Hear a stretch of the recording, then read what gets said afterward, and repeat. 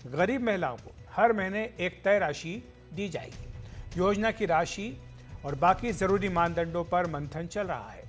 बताया गया सूत्रों के हवाले से कि जुलाई में इस बारे में घोषणा की जा सकती है और साथ ही कोशिश ये भी है कि चुनाव से पहले खाते में पैसे पहुंचा दिए जाएं। वैसे इस मामले में तेजस्वी यादव पहले ही दांव खेल चुके हैं। झारखंड में महागठबंधन की जीत में महिलाओं की बड़ी भूमिका है और इसे देखते हुए उन्होंने 2 बड़े ऐलान भी कर दिया। पहला उन्होंने ऐलान किया माई बहन मान योजना का, जिसमें 2500 रुपया हर महीने देने का वादा तेजस्वी यादव की ओर से किया गया है। इसी तरह से बेटी योजना BETI योजना भी इसका वादा किया है। इसमें बच्चियों की पढ़ाई और ट्रेनिंग तथा रोजगार की व्यवस्था करने का वादा किया गया है। लेकिन दिल्ली और महाराष्ट्र में विपक्षी दल बीजेपी और एनडीए पर वादा खिलाफी के आरोप भी लगा रहे हैं। महाराष्ट्र में लाड़की बहना योजना की राशि 1500 से बढ़ाकर 2100 रुपये न करने पर विपक्ष सवाल उठा रहा है। वहीं दिल्ली में आम आदमी पार्टी का कहना है कि वादे के मुताबिक 8 मार्च को महिलाओं के खाते में पैसे नहीं आए और इससे साबित होता है कि यह सिर्फ एक चुनावी जुमला था। भारतीय जनता पार्टी की दिल्ली सरकार ने ये साबित कर दिया कि वो मोदी जी की गारंटी नहीं थी, सिर्फ एक जुमला था, जुमला। 8 मार्च को दिल्ली की महिलाओं को खाते में तो 2500 रुपए नहीं मिले, उनको तो एक स्कीम भी नहीं मिली, यहां तक कि एक रजिस्ट्रेशन का पोर्टल तक नहीं मिला जिस पे जाके वो अपने नाम भर दें, अपने खाते की डिटेल डाल दें। और वहीं महाराष्ट्र के बजट ने भी विपक्ष के आरोपों को बल दे दिया है। आपको बताएं कि जो वित्त वर्ष 2024-25 था, इसमें योजना के मुताबिक कुल 1500 रुपये देना था और इसके लिए 33,000 करोड़ रुपए का प्रावधान किया गया था। जबकि 2025-26 में चुनाव में जो वादा था 2100 रुपये करने का इसको था और इसके लिए 36,000 करोड़ रुपए का प्रावधान किया गया, यानी केवल 3,000 करोड़ रुपए बढ़ाए गए हैं। मेरा ये कहना है कि 2100 के हिसाब से पैसे कितने होते हैं वो थोड़ा हिसाब अगर अर्थमंत्री बता दे तो लाडली बहनों को फंसाने का काम इन लोगों ने किया, किसानों को फंसाने का काम किया है, बेरोजगारों को फंसाने का काम किया है। महंगाई कम करने की बात की थी, महंगाई का कम करने का कोई यहाँ पे स्पष्ट नहीं हो रहा है। तो सरकार ने जनता को फंसाया है, यही ये बजट में सामने आया है। हालांकि मुख्यमंत्री देवेंद्र फडणवीस स्पष्ट कर चुके हैं कि अगर जरूरत पड़ी तो लाड़की बहन योजना के धन का आवंटन बढ़ा दिया जाएगा। और जहां तक लाडली बहन योजना का सवाल है, कोई पैसे कम नहीं किए, सबको पैसे मिलेंगे, पूरे पैसे मिलेंगे। की पूरी संभावना है कि बिहार महिला सम्मान योजना की नई प्रयोगशाला बन जाएगा। इस पर चर्चा करेंगे, लेकिन इससे पहले सुन लेते हैं कि वहां की महिलाओं की इस पर क्या राय है।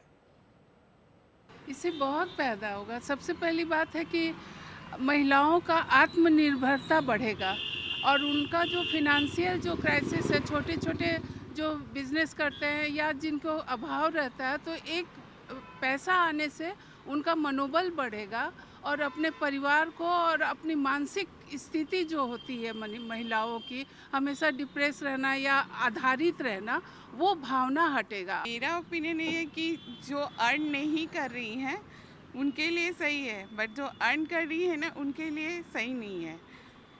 मुझे लगता है ना कि खुद से जो ये किया जाता है ना वो ज़्यादा अच्छा होता है। उसे लगता है ना उसके अंदर, महिलाओं के अंदर उसे सेल्फ रिस्पेक्ट भी रहता है।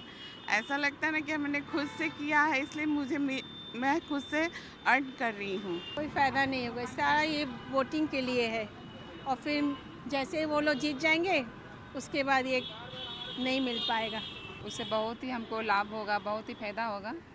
हम अपना जैसे कि काम को आगे बढ़ा भी सकते हैं और अपने बच्चे लोग को भविष्य भी बढ़ा सकते हैं, सुधार सकते हैं। महिलाएं जो जो घरेलू महिलाएं हैं, मेरे ख्याल से उनको जो ज़्यादा फ़ायदा होगा। जैसे कि बहुत सारे कुछ अपने आप जो इंडिपेंडेंट नहीं हैं उनके लिए कि मेरे ख्याल से ज़्यादा अच्छा है, जो कुछ नहीं करती हैं। बाकी जो जॉब करती हैं तो उनके लिए कोई फ़र्क नहीं पड़ता है, हाँ, लेकिन जो इंडिपेंडेंट नहीं है उनके लिए काफ़ी कुछ फ़र्क पड़ता है। ये उससे हम अपना घर चला सकते हैं, बच्चे के स्कूल में कुछ भर सकते हैं, ट्यूशन में कर सकते हैं। जो गरीब महिलाएं हैं उनके लिए तो ये बहुत बड़ा फ़ायदा है, क्योंकि उनके लिए जो है सो जीने का एक जरिया हो जाएगा।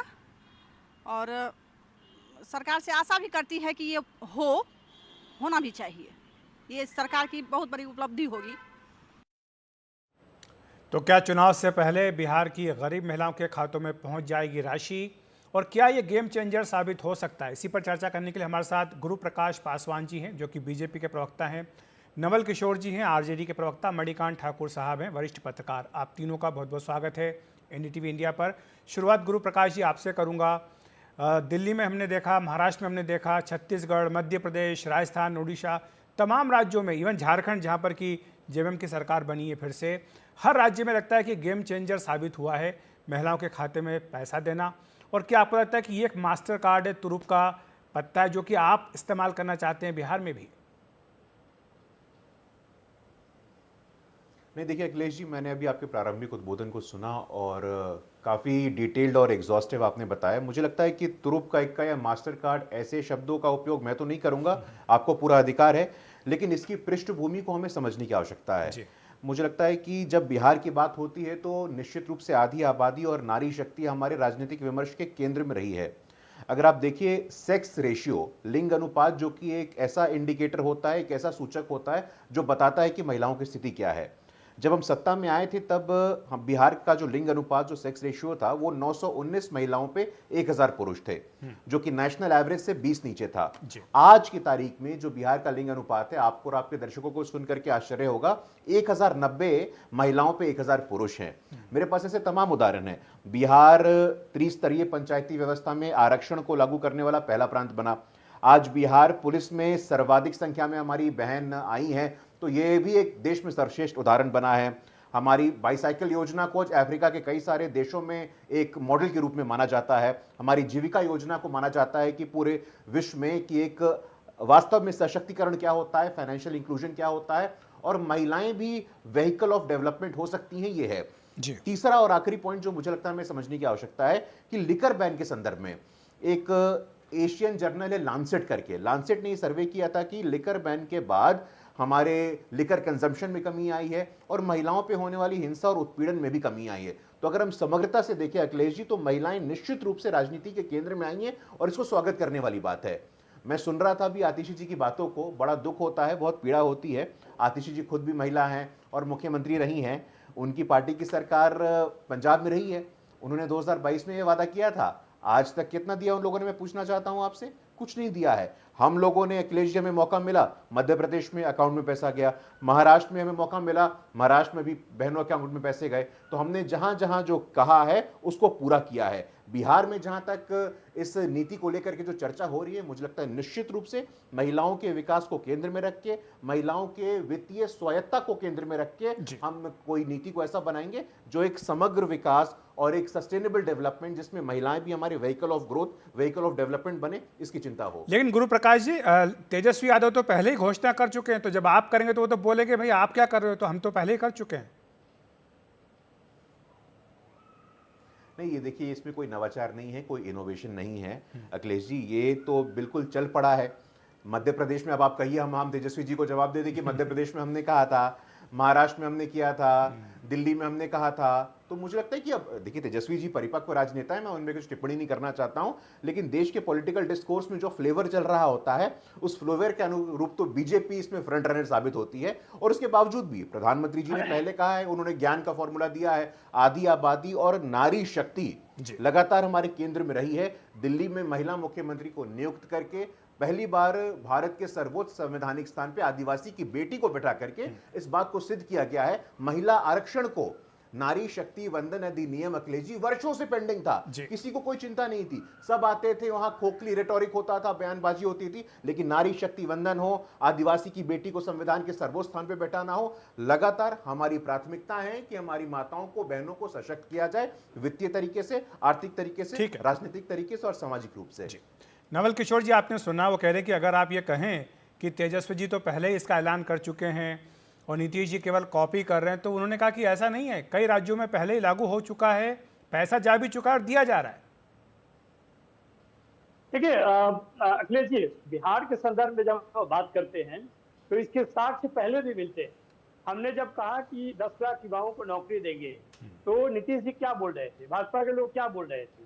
ये पृष्ठभूमि समझने की जरूरत है कि कथनी और करनी में कितना अंतर है। आज भी हम कहते हैं कि आप वृद्धा पेंशन या विधवा पेंशन 400 ही है, आप क्या कर रहे हैं पिछले 20 साल से? जब हम ये बात कह रहे हैं तो इसका कॉन्टेक्स्ट है, संदर्भ है, जो कि समझने की जरूरत है। तमाम तरह के विकास और सांकेतिक और सिंबॉलिक बातें कही गई, लेकिन ये वास्तव में आर्थिक न्याय का मामला है। और ये जब जातीय सर्वे हुआ तो पता चला जो 94 लाख परिवार हैं, वो ऐसे परिवार हैं जिनके पास जमीन भी नहीं है, रोजगार के भी नहीं है। इस पलायन प्रदेश जिसको कि भारतीय जनता पार्टी जदयू ने बनाया, वहां पर महिलाओं की स्थिति इतनी खराब है कि आप नीति आयोग की रिपोर्ट देखें, लगातार उस पर सवाल उठा रहे हैं। नेशनल हेल्थ सर्वे लगातार कह रहा है कि 65% महिलाएं जो हैं वो अनिमिक हैं। जो बच्चे पैदा हो रहे हैं उसमें अधिकतर बच्चे स्तन ग्रोथ के पैदा हो रहे हैं। तो ये जो जिला घूमकर और इन चीजों को देखने के बाद तेजस्वी जी ने जो घोषणा की, जो ऐलान किया कि हम करेंगे, उसका एक संदर्भ है कि महिलाएं जो अनिमिक है अपने स्वास्थ्य पे ध्यान दे पाएंगी। जो बच्चे जो पैदा हो रहे हैं स्तन ग्रोथ के कारण, वो सब चीज पर ध्यान दिया जा सकता है और उन्हें अपने हाथ से जो 2500 रुपया मिलेगा हर महीने और साल में जो 30,000 रुपया मिलेगा, उससे वो परिवार का अच्छा से देखभाल कर पाएंगी और उन्हें भी लगेगा कि वो एक विकास में अपनी। लेकिन नवल जी, लेकिन आपको ये आशंका नहीं कि ये तो अब एक तरह का विनिंग फार्मूला बन चुका है? कई राज्यों का हमने स्क्रीन पर दिखाया है कि कहाँ पर जहाँ वादा किया गया और जिस पार्टी ने वादा किया या पूरा किया वो सत्ता में आ गई। तो क्या आपको डर नहीं है कि ये एक ऐसा ट्रम्प कार्ड होगा बीजेपी का, जो एनडीए का, जो एक बार फिर से उनको सत्ता में ला सकता है? नहीं, देखिए, बिहार की जनता का जो अनुभव है वो भी तो एक बात रखता है। पिछले 20 सालों में मैंने नौकरी का उदाहरण दिया अभी, आखिर वो 17 साल में 5 लाख नौकरी नहीं दे पाए। इसका मतलब है जो 5 लाख नौकरी चोरी करके बैठे हुए थे, उसके बाद जो जातीय सर्वे हुआ उसके आधार पे जो हमने आरक्षण का दायरा बढ़ाया, ये दोनों चाहते अभी सरकार में, केंद्र सरकार में भी है। डबल इंजन की बात करते हैं, एक जो है वो आतंक राज कायम करता है या दंगा राज कायम करता है, दूसरा खटारा राज है। ये मिलके कम से कम 9वीं अनुसूची में डाल देते तो जो 50,000 वंचितों को नौकरी नहीं मिल पाएगी वो तो हो जाता ना। तो ये कथनी और करनी में अंतर है, ये बिहार की जनता जानती है। और युवा हो, महिलाएं हो, ये तमाम तरह के लोग विचार बना रहे हैं कि इस बार सत्ता परिवर्तन होगा और इस तरह का सरकार नहीं चाहिए जो पिछले 20 साल से सिर्फ बातें कर रही है। जी, गुरु प्रकाश जी कुछ कहना चाहते हैं, लेकिन मैं आऊँगा आपके पास। गुरु प्रकाश जी, मणिकांत जी काफ़ी देर से इंतजार कर रहे हैं, वरिष्ठ पत्रकार हैं। मणिकांत जी, आपसे यही समझना चाहेंगे, हमने दूसरे राज्यों में देखा कि जब महिलाओं को इस तरह की योजना दी जाती है तो ये चुनाव में बहुत बड़ा फायदा उन पार्टियों को होता है। क्या बिहार की स्थिति इस तरह की है कि ये राशि दी जा सके और इसका क्या असर पड़ेगा आपको लगता है चुनावी प्रोस्पेक्ट्स के ऊपर? अखिलेश जी, भारतीय राजनीति को ये मुफ्त लाभार्थी बैंक बनाने की एक लत पड़ चुकी है और मुझे लगता है कि ये छूटना अब मुश्किल सा है। ये मान चुके हैं हमारे सियासी दल के लोग कि पहले चुनाव तो जीत लें, बाद में जो होगा देखा जाएगा। तो ये जो स्थिति बन गई है, ये लोग जो इस पर चिंता भी जाहिर कर रहे हैं, लेकिन चुनाव लड़ने वालों को ये लगता है कि अब बिना इसके काम नहीं चलने वाला। जहाँ तक बिहार की बात है, और तेजस्वी यादव का आपने बताया ही कि कैसे उन्होंने ये घोषणा पहले ही कर दी थी कि माँ बहन योजना जो है उसके लिए, माँ योजना के लिए वो 25,000 रुपये प्रति महिला उन्होंने कह दिया कि सरकार अगर बनेगी तो ये दिया जाएगा। अब अगर देखिए इस बार बिहार सरकार ने जो बजट पेश किया है, वार्षिक बजट, वो कितने का है? वो है 3,17,000 करोड़ रुपए का। तो ये 3,17,000 करोड़ रुपए का जो बजट है, अगर तेजस्वी जी की जो योजना है या अगर बीजेपी इसी तरह की योजना लागू करे और इतनी ही रकम दे, तो बजट की जो लगभग आधी राशि है वो इसी में चली जाएगी। दूसरी बात देखिए कि यहाँ जो वेतन और पेंशन पर ये सरकार का कितना खर्च होता है। ये मेरे सामने में ये बताया गया है कि वेतन पेंशन पर 1,15,000 करोड़ रुपए खर्च आता है। तो ये दोनों को अगर वो मिला दें तो लगभग 86% जो बजट का हिस्सा है वो इसी पर खर्च हो जाएगा। बाकी काम के लिए तो पैसा बचेगा ही नहीं। ये जो बिहार जो इतना कर्ज से हाँ हाँ, तब कहाँ से पैसा बचाए? ये इतना जो कर्ज राज्य सरकार ने ले रखा है, उसका सूद और मूलधन ये सब चुकाना है, ये सब कैसे हो पाएगा? तो मुझे लग रहा है कि वही जो मैंने कहा कि ये एक ऐसा चलन या ऐसा रोग अब ये धीरे धीरे राजनीति में घुस चुका है कि अब ये घोषणाएं तो हो रही हैं, लेकिन जब हकीकत में इस पर अगर उतरेंगे आप समझने की राज्य सरकार के खजाने की क्या स्थिति है, वह पहले से जो योजना है। एक बात और इस सिलसिले में जोड़ दूं कि बिहार की सरकार ने ही ये जो नियुक्तियां एक साथ इतनी की हैं पिछले दिनों, जिस समय में ये तेजस्वी जी सरकार में शामिल थे, उस समय से जो नियुक्तियां शुरू हुई उसके बाद से, तो इस पर जो इतना खर्च बढ़ गया है, इतना पैसा देना पड़ रहा है वेतन और मद में, कि अब कैपिटल जो एक्सपेंडिचर है, पूंजीगत व्यय, उसमें कटौती इस बार बजट में बिहार सरकार ने कर दी। ठीक। और ये कटौती, और आप जानते हैं कि पूंजीगत जो एक्सपेंडिचर है वही राज्य के भावी आर्थिक विकास में मदद देता है। जी, मैं आपको रोकूंगा, समय की कमी है, लेकिन गुरु प्रकाश जी जाते जाते आप संक्षेप में आप कुछ कहना चाहते थे। मेरे पास बिल्कुल समय नहीं है, मुझे प्रोग्राम खत्म करना होगा, लेकिन आपकी संक्षिप्त टिप्पणी। दो बातें हैं, पहली बात तो कि बिहार के पास संसाधन ही नहीं है इस तरह की योजना लागू करने के लिए, और दूसरी बात जो कही जा रही थी कि नौकरियों की बात हुई थी वो पूरी नहीं हो पाई। संक्षेप में आपका जवाब। बिल्कुल संक्षेप में मैं बता रहा हूं अखिलेश जी, मणिकांत जी बहुत ही सम्मानित है, बहुत ही वरिष्ठ है। मैं बताना चाहता हूं कि अगर बीजेपी कोई स्कीम के साथ आती है तो एक रोड मैप और स्ट्रेटजी के साथ आती है। उदाहरण मैं देना चाहता हूं आपको, ड्रोन दीदी आप जानते होंगे। ड्रोन दीदी के माध्यम से हमारी महिलाएं भी सशक्त होती हैं, प्रोडक्टिविटी बढ़ती है, और मुद्रा के माध्यम से हम किसी को फ्री भी नहीं दे रहे हैं, हम ये स्वरोजगार का एक मॉडल तैयार कर रहे हैं। तो फिस्कल रिस्पॉन्सिबिलिटी, आपको स्मरण होगा अखिलेश जी, FRBM एक्ट, अटल जी जब सरकार में आए थे NDA 1 में, तो fiscal responsibility and budgetary management act, FRBM act हमने बनाया था। आज वित्तीय अनुशासन को नापने का एक आंकड़ा होता है फिस्कल डेफिसिट कंटेन्ड रहे, इसकी चिंता बीजेपी करती है। तो ये मुझे लगता है कि मणिकांत जी के प्रश्न के जिज्ञासा का थोड़ा बहुत समाधान हो सकता है। दूसरा, अभी नवल भाई ने कहा रहा था कि भाई जो रोजगार के संदर्भ में क्या कहना है, मेरे पास एक न्यूज कॉपी है, देखिए, Bihar job push, Nitish Kumar gives an appointment letters to 51,389 teachers.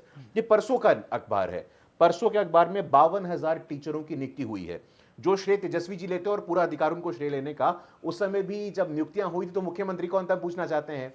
तो नीतीश जी के रहते हुए जब हमने ये संकल्प लिया था कि रोजगार देंगे, एम्प्लॉयमेंट प्रोवाइड करेंगे, हमने पूरा किया है। ठीक है। तो रोजगार के नाम पे इस प्रकार के नैरेटिव को खड़ा करना, मुझे लगता है कि इसका वास्तविकता और तथ्य से कोई संबंध मैं माफी चाहूंगा गुरु प्रकाश जी, समय इतना ही है। आपका शुक्रिया हमारे साथ जुड़ने के लिए। नवल किशोर जी आपका भी धन्यवाद, मणिकांत जी आपका भी बहुत बहुत धन्यवाद।